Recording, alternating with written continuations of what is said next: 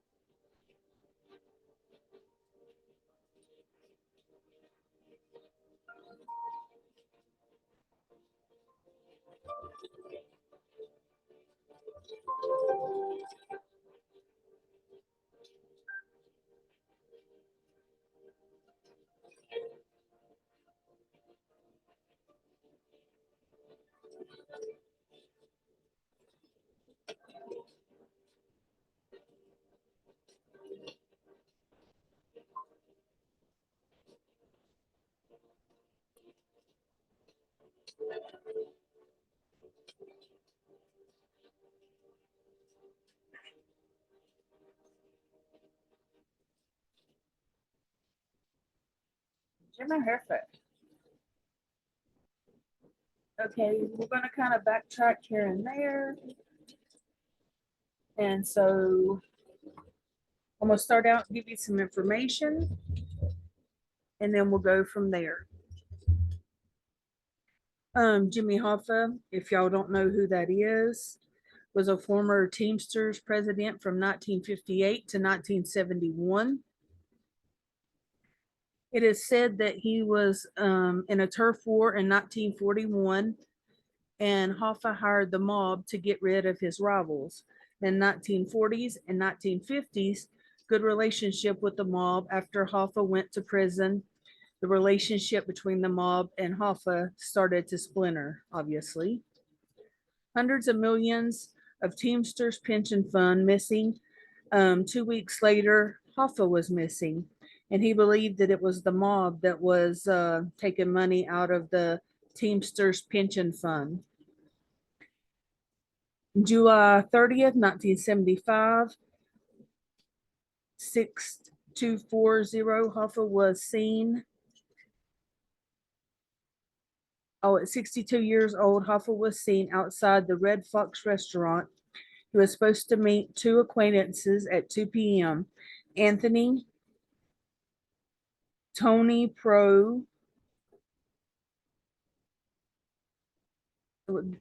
Jack Gilclone, you know how I'm with names, and then Anthony Tony Provano Zono Persona. I don't know. I don't know. I'm going to give you a little bit of a timeline here. Jimmy Hoffa's full name is James Riddle, and ain't that the irony?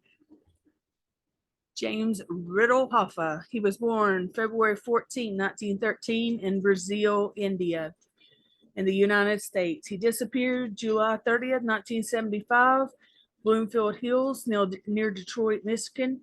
American labor leader who served as president of the International Brotherhood of Teamsters from 1957 to 1971, and was one of the most controversial labor organizers of his time. Okay, on July 30th, 1975, Hoffa leaves his Lake Orion home about 1 p.m. and makes a stop to visit a friend in Pontiac. He arrives around 2 p.m. at the Marcus Red Fox restaurant. That's not how you say that. Marcus, something like that. Red Fox Restaurant in Oakland County, Bloomsfield Township to meet reputed Detroit mob enforcer Anthony Tony Jack Giaclone, and alleged New York or New Jersey mob figure Anthony Tony Provenzano. I don't know why I can't say that right. I can hear it in my head. Hoffa calls his wife, Josephine, about 2:15 from a payphone and tells her that no one showed up for the meeting. The 62-year-old never is seen or heard from again. On the 31st of July, Hoffa's green Pontiac, the Granville, is found unlocked in a restaurant parking lot, but yields no clues. August 8, 1975, the FBI gets search warrant for Hoffa's car, which was found in the restaurant parking lot where he was supposed to meet the other people. They find fingerprints of family friends Charles Chucky O'Brien and a 7-Up bottle underneath the right front seat. Now, on September 2nd, 1975, a grand jury convenes in Detroit to investigate the Hoffa disappearance. 1975 to 1985, more than 200 FBI agents are assigned in the case, New Jersey, Detroit, and at least 4 other cities during the period. More than 70 volumes of files are compiled containing more than 16,000 pages. 6 suspects in the disappearance, including Provenzano and Anthony Giaclone, are convicted and unrelated charges. 1982, self-described mafia member or murderer Charles Allen, who served prison time with Hoffa and participated in federal witness protection program, tells a U.S. Senate committee that Hoffa was killed at Provenzano's order. Provenzano.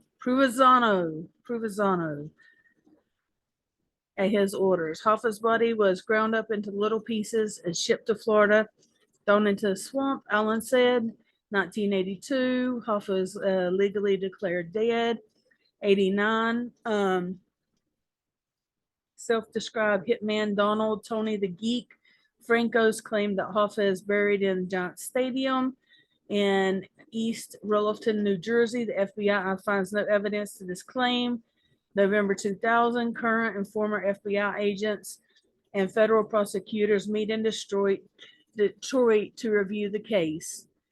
June 2001, the head of the FBI Organization Crime Unit says in a court document that he believes a decision whether to prosecute anyone could be made within the next 2 years.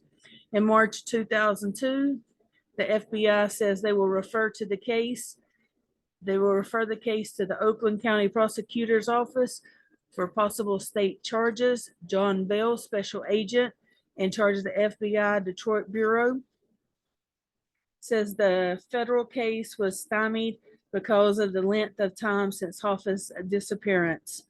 In August 29, 2002, Oakland County Prosecutor says no DNA evidence of Hoffa's disappearance is insufficient to bring any criminal charges.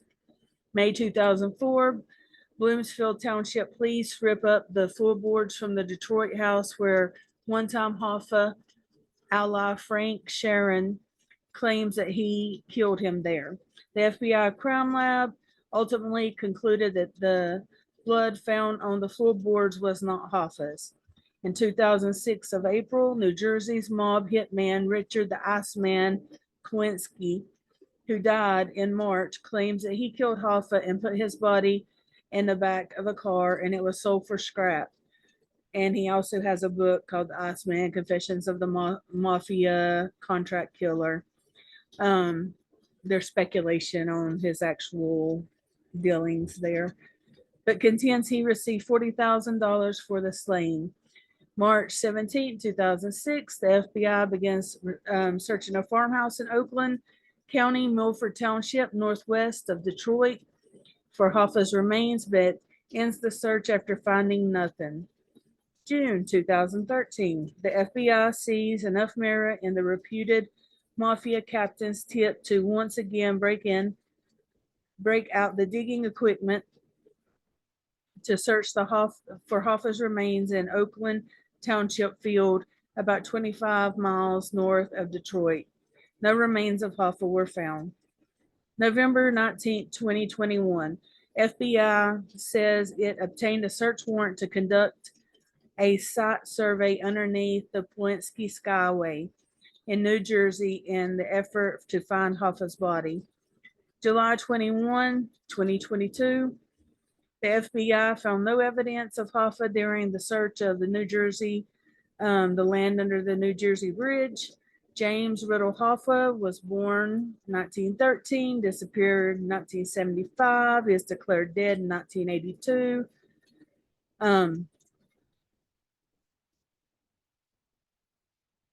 He did great things for the Teamsters in the union. I just there's so many things that could have happened to him. Hoffa began union organization work at the grassroots level as a teenager through his job with a grocery store chain, which paid substandard wages and offered poor working conditions with minimum job security. That's how he kind of got his start. And I'm going to rifle through my notes and see what theories. There's so many. This is just talking about him dealing with organized crime. I had to put the fishes in there because it's like, hey, he's sleeping with the fishes.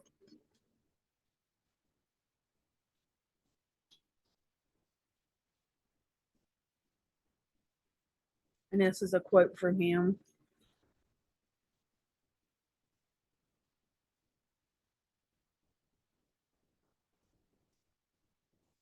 He had dealing with Nixon, Robert Kennedy, and JFK. So it's kind of another JFK situation. Which crime syndicate actually killed him? This was his car. This was the restaurant where he was going to meet the people at. There's been word that there's certain people that was in the car because people did see him talking to somebody in a car. Um, I think it was a Mercury, and that he wouldn't have got in the car if those people hadn't been in it. This is Tony the Pro, Sally Bugs, Tony Jack.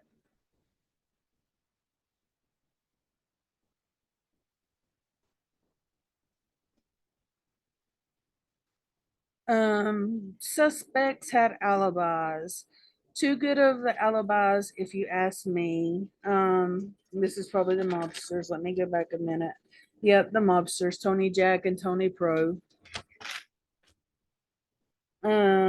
They described the car. 5 witnesses saw Hoffa get into a burgundy Mercury Marquis car, had 3 men inside, picked up Hoffa in the parking lot. Last time Hoffa was seen was July 30th, 1975. Hoffa's car was found in the parking lot. Mob tried getting him out of the union. All suspects plead the fifth and didn't testify. Hoffa was killed. Some theories are Hoffa was killed at a horse farm, and Roland Matters, enforcer for the Teamsters. He was killed at the barn and put into a 55-gallon drum and sent into a landfill controlled by the mob. Oh my God, I can't believe I forgot the name of it. But there was a Lake Mead, and it's receding, and they found a 55-gallon jug with a man inside of it.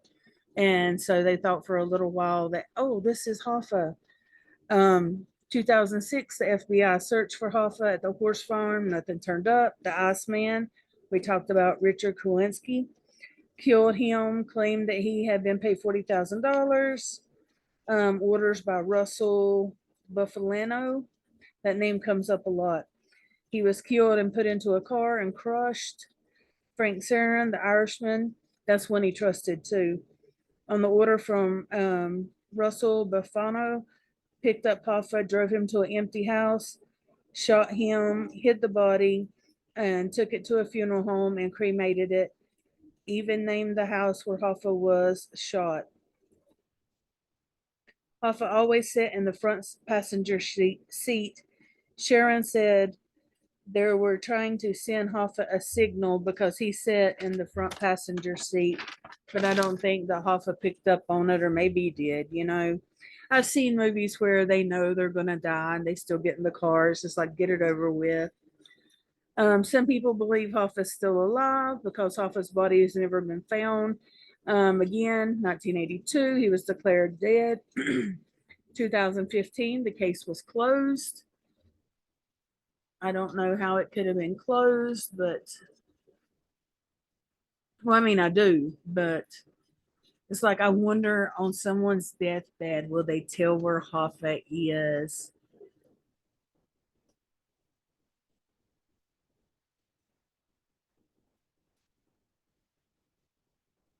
Read between the lines, people. I appreciate you stopping by for this short little video because I love you all.